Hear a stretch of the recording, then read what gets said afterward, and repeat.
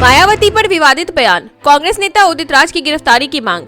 कांग्रेस नेता उदित राज के बसपा सुप्रीमो मायावती पर विवादित बयान से बवाल मच गया है। बसपा महासचिव सतीश चंद्र मिश्रा ने यूपी सरकार से उनकी तत्काल गिरफ्तारी की मांग की। उदित राज ने मायावती पर दलित आंदोलन को कमजोर करने का आरोप लगाते हुए आपत्तिजनक टिप्पणी की थी। बसपा नेताओं ने कांग्रेस से कार्रवाई की मांग की, अन्यथा इसे पार्टी की सहमति माना जाएगा। यूएनएससी में भारत ने पाकिस्तान को घेरा, चीन रहा चुप। संयुक्त राष्ट्र सुरक्षा परिषद की बैठक में भारत ने आतंकवाद के मुद्दे पर पाकिस्तान को आड़े हाथों लिया। भारत के स्थायी प्रतिनिधि पी हरीश ने पाकिस्तान को वैश्विक आतंकवाद का केंद्र बताया और जैसे मोहम्मद जैसे आतंकी संगठनों की गतिविधियों पर निशाना साधा। बैठक की अध्यक्षता चीन कर रहा था, लेकिन भारत के तीखे हमलों पर वह चुप्पी साधे रहा। पाकिस्तानी मंत्री द्वारा जम्मू कश्मीर का जिक्र करने पर भारत ने करारा जवाब दिया। हरियाणा में कांग्रेस को बड़ा झटका, 50 नेताओं ने ज्वाइन की भाजपा। हरियाणा के करनाल में 2 मार्च को होने वाले निकाय चुनाव से पहले कांग्रेस को बड़ा झटका लगा है। करीब 50 नेता भाजपा में शामिल हो गए हैं, जिनमें पूर्व कांग्रेस जिलाध्यक्ष अशोक खुराना, त्रिलोचन सिंह, बलविंदर कालरा और अन्य प्रमुख नेता शामिल हैं। भाजपा में शामिल होने वाले नेताओं में कांग्रेस के ओबीसी सेल के जिलाध्यक्ष संजय चंदेल और आप नेता संजय बिंदल भी हैं। कांग्रेस नेताओं को बनाने की कोशिशें नाकाम रही। सनातन के बाद अब हिंदी के विरोध में उदयनिधि स्टालिन। तमिलनाडु के उप मुख्यमंत्री उदयनिधि स्टालिन ने हिंदी भाषा पर निशाना साधते हुए कहा कि इसकी वजह से कई क्षेत्रीय भाषाएं खत्म हो गई हैं। उन्होंने चेतावनी दी कि हिंदी लागू होने से तमिल भी खतरे में पड़ सकती है। चेन्नई में विपक्षी गठबंधन इंडिया के प्रदर्शन में उन्होंने केंद्र सरकार पर भी हमला बोला। स्टालिन ने दावा किया कि हिंदी ने उत्तर भारत की कई भाषाओं को समाप्त कर दिया और तमिल भाषा की रक्षा के लिए लोग बलिदान देने को तैयार हैं। ममता बनर्जी का इस्तीफे का ऐलान।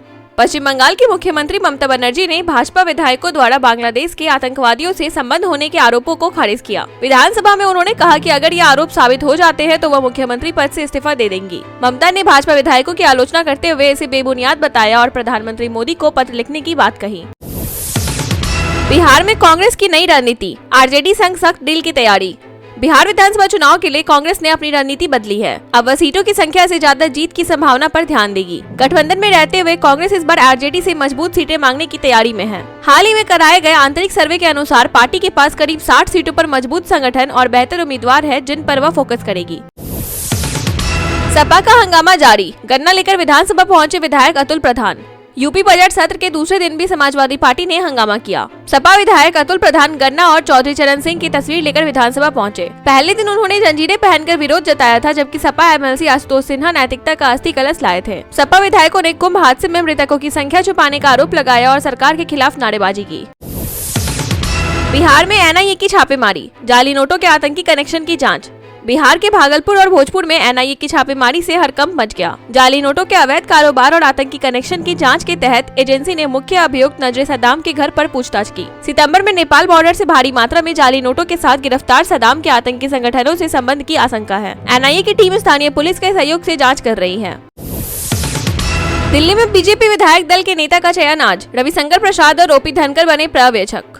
दिल्ली में भाजपा विधायक दल का नया नेता चुनने की प्रक्रिया आज पूरी होगी। इसके लिए वरिष्ठ नेता रविशंकर प्रसाद और ओपी धनखड़ को पर्यवेक्षक नियुक्त किया गया है। ये विधायकों से चर्चा कर नए नेता के नाम पर सहमति बनाएंगे। यह चुनाव दिल्ली में पार्टी नेतृत्व को मजबूत करने और आगामी राजनीतिक रणनीति तय करने के लिहाज से महत्वपूर्ण माना जा रहा है। भाजपा का फोकस दिल्ली में संगठन को मजबूती देने पर है।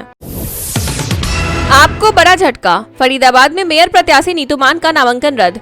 फरीदाबाद नगर निगम चुनाव में आम आदमी पार्टी को बड़ा झटका लगा है। पार्टी के मेयर पद के उम्मीदवार डॉक्टर नीतू मान का नामांकन रद्द कर दिया गया, जिसकी वजह वोट ट्रांसफर न होना बताई जा रही है। नीतू मान ने इस फैसले को कोर्ट में चुनौती दी है। अब आपकी ओर से निशा दलाल फौजदार चुनाव लड़ेंगी। मेयर पद की रेस में अब कुछ 6 उम्मीदवार बचे हैं, जिनमें बीजेपी, कांग्रेस, बीएसपी और निर्दलीय प्रत्याशी शामिल हैं।